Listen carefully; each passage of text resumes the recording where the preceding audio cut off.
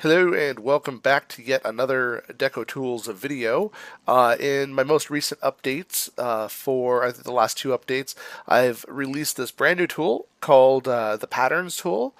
I'm just going to go over really quick what it is and how cool of things you can do with it. Not even a full rundown of it because now you have full documentation as well. You can actually choose the Patterns tool in here and actually read up how to use it, what it's for, what everything does. But let's go ahead and just get right to it.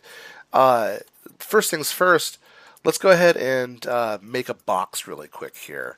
I want to build a set of steps to go from the ground up into the butt of the AT-AT so you can get inside of them here. So let's go ahead and just create a simple box here. Let's go to our decorations, let's go to our crate. We have 26 left over. Okay, so I'm going to build one right. Just there, looks good. Good spot for it. Let's make it just a little bit bigger too. Let's go just a little bigger, just slightly larger. Okay, and now let's save out our entire thing here. We're inside the Imperial Emporium. Let's save it out as we'll just call it the we'll just say box test. It doesn't need to be anything specific, whatever you want to call it. Let's go ahead and export it. Now, exporting it will delete any groups that you already had. It's probably a better habit to not do this and just manually put a box in. But what I would like to do here is go into my group tools, and let's go ahead and refresh the list because we just added the new one. We're going to switch over to our group. Just refresh again. Group decorations. Let's go ahead and select our Imperial Emporium box test, and then import. And it's going to show us all of our decoration points all over the map here. We have the one box though, so you can actually select multiple. But let's just clear our selection there, or you can right-click to clear. Also shows you the names of all of them. But let's go and just select the one, and let's make a group out of it. You can have multiple in a group, or just one. So let's go ahead and call this the box group. And we'll just call it box. And create group. And now you have a group that has been applied directly to the XML. So all you have to do, let's reload that same XML just so we have the same working version. Load, yes. Load in our box here. Now that you have the box group inside that file, now let's go back to our patterns, refresh, grab the same XML, the box test, and import. Now you'll notice right away all the random dots, they're all kind of stretching off of each other. That's every decoration in the instance or guild hall, whichever you're doing.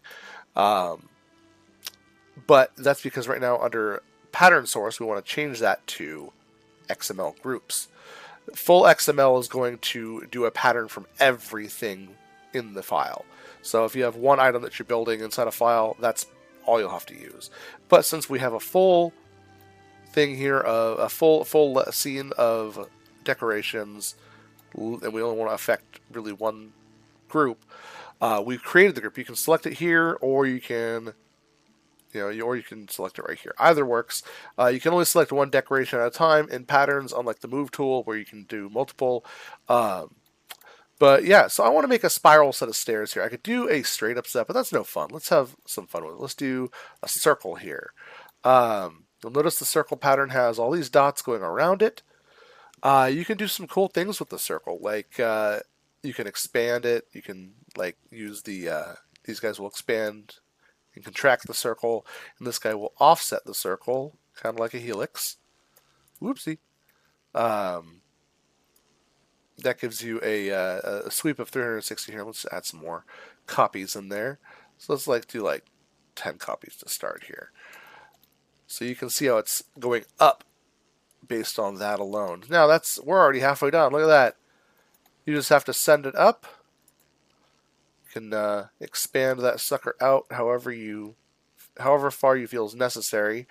Now I don't want it to do a full 360. I just want to do 180. So right here we're just gonna drag the sweep down about 180. 179 is good.